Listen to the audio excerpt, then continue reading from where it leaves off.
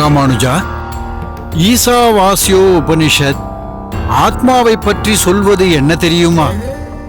ததே ஜதி தன்னை ஜதி தத் தூரே தன்வந்திகே ததந்தரஸ்ய சர்வஸ்ய தது சர்வஸ்யாஸ்ய பாஹ்யதக. அதாவது ஆத்மா அசையக்கூடியது எனினும் அசைவதில்லை. அது தூரத்திலும் இருக்கும், மிக அருகிலும் இருக்கும், அனைத்திற்கும் உள்ளிலும் இருக்கும், வெளியிலும் இருக்கும். குருதேவா, இது மிகவும் சூட்சமமான ஒரு வாக்கியம். ஆத்மாவின் இயல்பை கண்ணபெருமானும் தன் உபதேசத்தில் குறிப்பிடுகிறார். நைனம் சிந்தந்தி சஸ்திராணி நைனம் தகதி பாவகः நச்சைனம் க்லேதயந்த்யாபோ நா சோஷயதி மாருதः. ஆத்மா எந்த ஆயுதத்தாலும் துண்டிக்கப்பட முடியாததும், நெருப்பால் எரிக்கப்பட முடியாததும், நீரால் நனைக்கப்பட முடியாததும், காற்றால் உலர்த்தப்பட முடியாததும் ஆகும். சரியாக சொன்னாய். நீ சொன்ன குறிப்பையும் குறித்து வைத்துக்கொள்.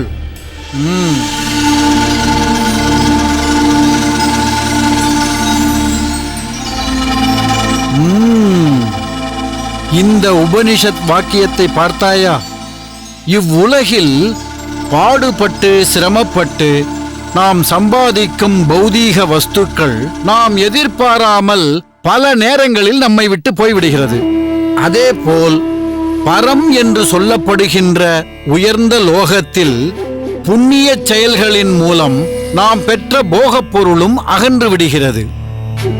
இது சாந்தோக்கிய உபனிஷத் வாக்கியம். அன்று தாங்கள் ஒரு வாக்கியத்தை முண்டக உபனிஷத்திலிருந்து தெரிவித்தீர்களே, பரீட்ச லோகான் கர்மச்சிதான் பிராமணோ நிர்வேதமாயாத் நாஸ்திய கிருதஹா கிருதேனஹா.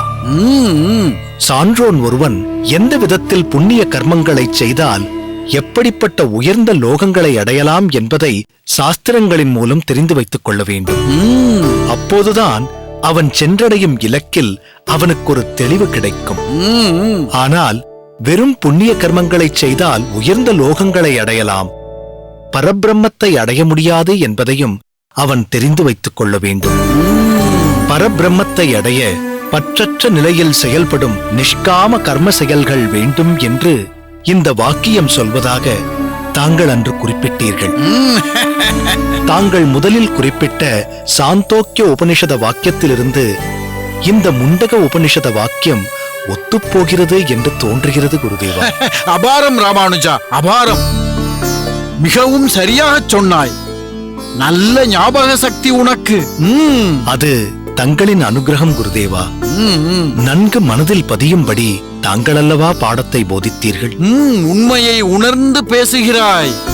குருவின் உயர்வை உணர்ந்தவன் நீ. வந்தனம் குருதேவா. அடே கைலாசம், வெகு நேரமாக உன்னை காணவில்லை. எங்கோ தலையை காட்டுவது, இங்கு வாளை காட்டுவது என்ற வகையில் ஊர் சுற்றிவிட்டு வருகிறாயா? நேரே பார்த்ததும் வந்தனம் குருதேவா என்று குழைய வேண்டியது. உன்னை எல்லாம் ஐயோ தொலைந்த குருதேவா, அவசரப்பட்டு சாபமெல்லாம் கொடுத்து விடாதீர்கள். தங்களை விட்டால் எனக்கு வேறு யார் இருக்கிறார்கள்? தங்கள் காரியமாகத்தான் வெளி வேலைக்கு சென்றிருந்தேன். பீடிகை போடாதே, விஷயத்தை சொல்.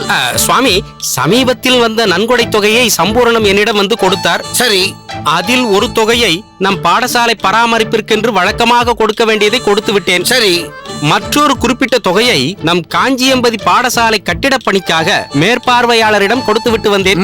சரி, மீதமுள்ள தொகையை என்ன செய்தாய்? அதை பத்திரமாக மற்ற கையிருப்பு தொகையோடு சேர்த்து வைத்திருக்கிறேன் குருதேவா. இதன் விவரங்களை எல்லாம் நான் எப்படி அறிவது?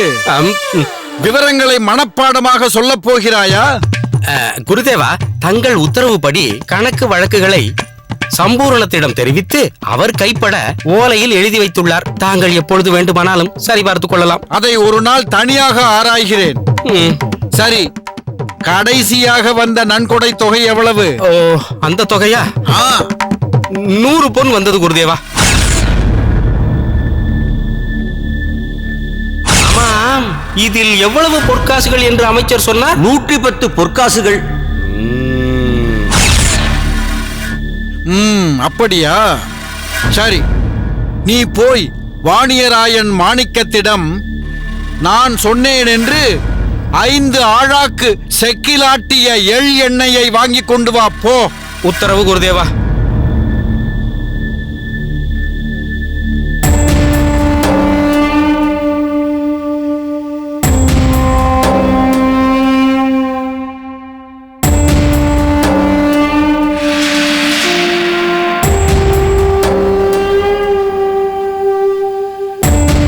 ராமானுஜா, அவன்தான் போய்விட்டானே, இன்னும் ஏன் அவன் போன திசையையே பார்த்து கொண்டிருக்கிறாய்? இல்லை சுவாமி, அவர் சரியான வழியில்தான் போகிறாரா என்று யோசிக்கிறேன் சுவாமி. ராமானுஜா, நீ என்ன சொல்ல வருகிறாய்? ராமானுஜா, உன்னைத்தான் கேட்கிறேன். ஏதோ சொல்ல எத்தனித்தது போல் தோன்றியது. பிறகு ஏன் மௌனமாக ஆகிவிட்டாய்? இல்லை, ஒரு விஷயத்தை தங்களிடம் தெரிவிக்க வேண்டும். இருப்பினும் அச்செயல் சரியா தவறா என்று சற்று தடுமாறுகிறேன் சுவாமி. ராமானுஜா, உன் எதிரில் இருப்பது உன் குருநாதர். பிறகு ஏன் தயக்கம்? எதுவாக இருந்தாலும் என்னிடம் தெரிவிக்கலாம். தாங்கள் சொல்வது சரிதான் சுவாமி. மனதில் உள்ளதையும் தெரிந்த உண்மைகளையும் குருநாதரிடம் மறைக்காமல் தெரியப்படுத்துவதுதான் குரு விசுவாசம். எனவே அடியேன் அறிந்த உண்மையை தங்களிடம் தெரிவிக்க வேண்டியதுதான் முறை. இப்போது வந்து சென்றாரே கைலாசம். ஆமாம், கைலாசம். என்ன பண்ணினான் அவன்? சொல். சற்று நேரத்திற்கு முன் நன்கொடை தொகை எவ்வளவு என்று தாங்கள் வினவினீர்கள் அல்லவா? ஆமாம், வினவினேன். அதற்கு அவர் மொத்த தொகை 100 பொன் என்றார் அல்லவா? ஆமாம். ஆனால் வந்த நன்கொடை தொகை 100 பொன் அல்ல. பிறகு எவ்வளவு? 110 பொன். ராமானுஜா, நீ நிஜமாகத்தான் சொல்கிறாயா? உனக்கு எப்படி தெரியும்? அது அடியேனுக்கு நன்றாக தெரியும். அன்று அத்தொகையை ஆசான் சம்பூர்ண சுவாமிகள் காசுத்தொகை பொதியை கைலாசத்திடம் கொடுக்கும் சமயம் யதார்த்தமாக அடியேன் அவ்விடத்திற்கு வந்தேன். மொத்த தொகை எவ்வளவு என்பதை பற்றிய சம்பாஷணை அடியேன் காதில் விழுந்தது. ஆனால் 110 பொற்காசுகளை கைலாசம் ஏன் 100 பொற்காசுகள் என்று சொன்னார் என்பதுதான் அடியேனுக்கு புரியவில்லை. என்னிடமே அந்த கைலாசம் அயோக்கியத்தனம் செய்கிறானா? அவனை... சுவாமி, சுவாமியின் கோபம் தணிய வேண்டும். அவசரப்பட்டு அவரை ஏதும் தண்டித்து விட வேண்டாம். ஒரு முறை மன்னித்து விடுங்கள் சுவாமி. ராமானுஜா, நீ பார்த்தது ஒரு முறை. ஆனால் அவன் கையாடல் செய்தது எத்தனை முறை இருக்குமோ அதை பொறுத்துதான் என்னுடைய கண்டிப்பும் தண்டனையும் இருக்கும். இவ்விஷயத்தை என்னிடம் விட்டுவிடு.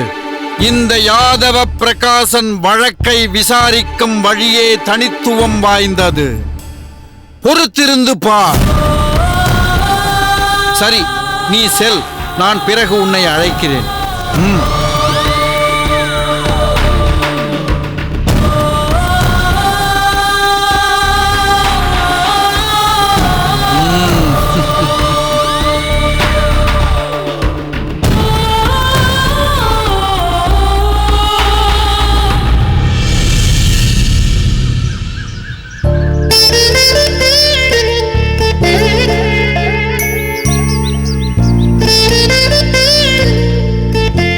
சுவாமி, குறிப்பிட்ட நாட்களுக்குள் பல திவ்ய தேசங்களை, புண்ணிய தலங்களை சேவித்தது வியப்பாக இருக்கிறது. எம்பெருமானின் தரிசனமோ மெய் சிலிர்க்க வைத்தது. ஆழ்வார்களால் மங்களாசாசனம் செய்யப்பெற்ற எம்பெருமான் அல்லவா? அந்த பெருமிதத்தோடு நம்மை கடாட்சிப்பதால் ஏற்பட்ட சிலிர்ப்பு அது. நம் ஆச்சாரியரோடு பெருமாளை சேவித்தோம் அல்லவா? எனவே மெய்சிலிர்ப்பு இரட்டிப்பாகிறது. எம்பெருமானை சேவித்த பரவசத்தை நம் மேனி பெற்றாலும் ஆச்சாரியரின் திருமேனியை நினைத்து கவலையாக இருக்கிறது.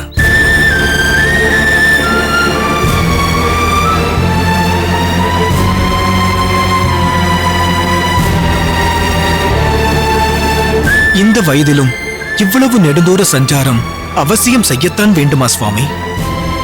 அடியேனுடைய வயதை நினைத்து ஏன் வருந்துகிறாய் மாறநேர் நம்பி? பல திவ்ய தேசங்களை தரிசித்ததில் அடியேன் சற்று தெம்பாகவே இருக்கிறேன்.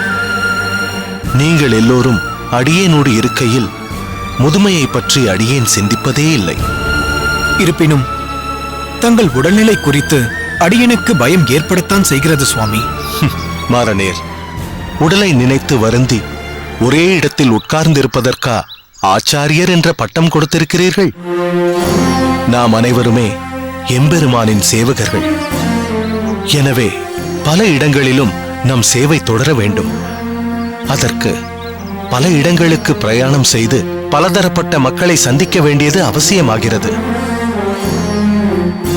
இந்த தேகம் பெற்றதின் பயனே சம்பிரதாயம் எங்கும் பரவி அனைவரும் கிருஷ்ண குணானுபவம் பெறும்படி செய்வதுதானே. அதற்காக நெடுந்தூர பயணம் என்றாலும் உடலில் வலு இருக்கும் வரை சஞ்சாரம் செய்யத்தான் வேண்டும். பகவான் இட்ட பணியை செய்தே தீர வேண்டும். சுவாமி, ஒரு விஷயம் குறிப்பிட விரும்புகிறேன். நாம் சென்று வந்த சில கோவில்களில் நித்தியப்படி கைங்கரியமே நடைபெறாத நிலையை நாம் காண முடிந்தது.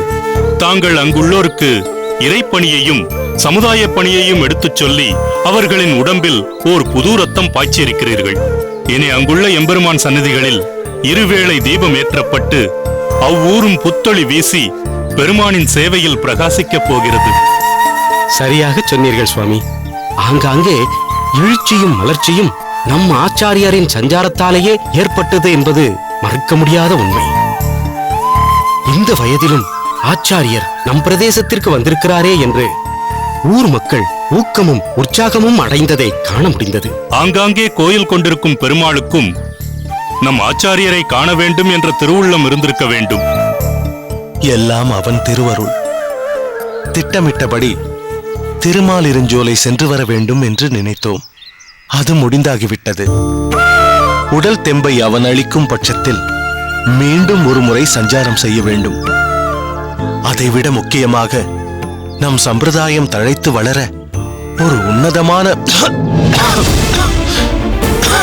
ஒரு உன்னதமான சிரேஷ்டரை தேடி கண்டுகொண்டு அடியேனிடத்தில் அமர்த்த வேண்டும்.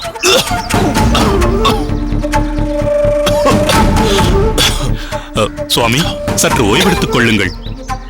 மலராண்டான், ஜலம் உள்ள குடுவை உன்னிடம்தானே உள்ளது. அதிலிருந்து சீக்கிரம் ஜலம் எடுத்துக் கொடு.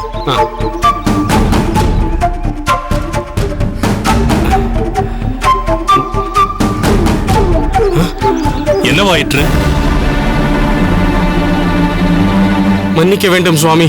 வரும்போது நான் அறியாமலேயே அனைத்து ஜலமும் தழும்பி கொட்டி இருக்கிறது. பானையில் ஒரு சொட்டு ஜலம் கூட இல்லை. இதோ ஒரு நொடியில் எங்கிருந்தாவது ஜலம் கொண்டு வந்து விடுகிறேன். சீக்கிரம் கொண்டு வா. சரி.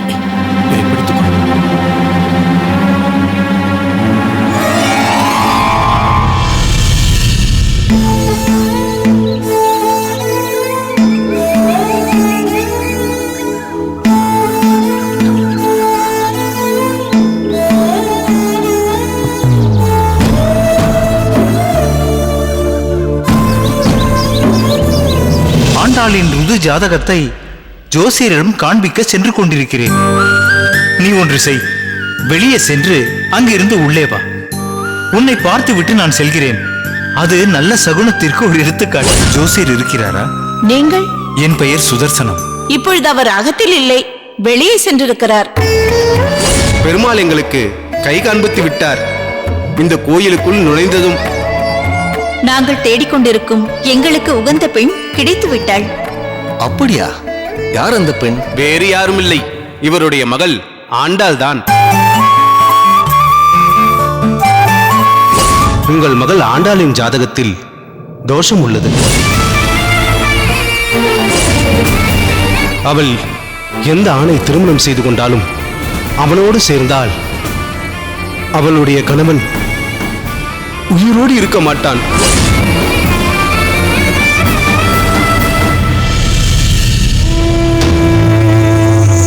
விதி, எல்லாம் விதி. நமஸ்காரம் சுதர்சனம். நமஸ்காரம். உங்களிடம் சற்று பேச வேண்டும். தெரிகிறது, சொல்லுங்கள். எதுவும் சொல்ல முடியாததால் தான் உங்களை பார்ப்பதே நான் தவிர்த்து கொண்டிருந்தேன். அதற்காக என்னை மன்னிக்க வேண்டும். பெரிய வார்த்தைகள் எல்லாம் சொல்லாதீர்கள். நீங்களோ மிகவும் பிரபலமான ஜோதிடர்.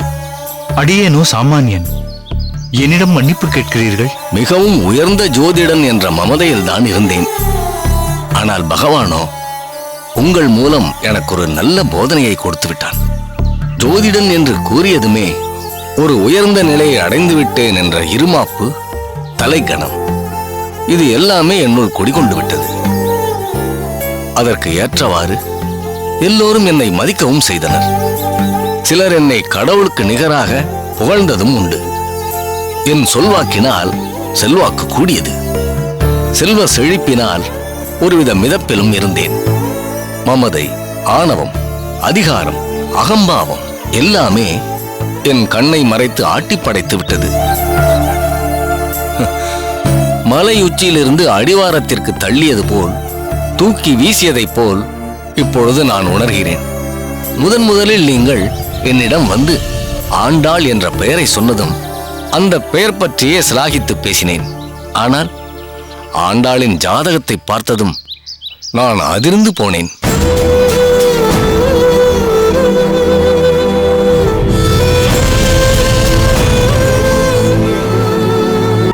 யார் இந்த ஒருத்தி? அது அது பட்டு. இன்னும் என்ன பேசணும்? அதான் உங்க அப்பா வந்து பேசினாரு. உங்க அப்பா பேசின விதம் தப்பு. பதிலுக்கு எங்க அப்பாவும் பேசினாரு. எதுக்கு பொண்ணு கேட்டு வந்தேள்? மிலிட்டரிக்கு ஆள் தேவையா? அதான் பொண்ணு கேட்டு வந்தேன். சிப்பா அந்த பக்கம்.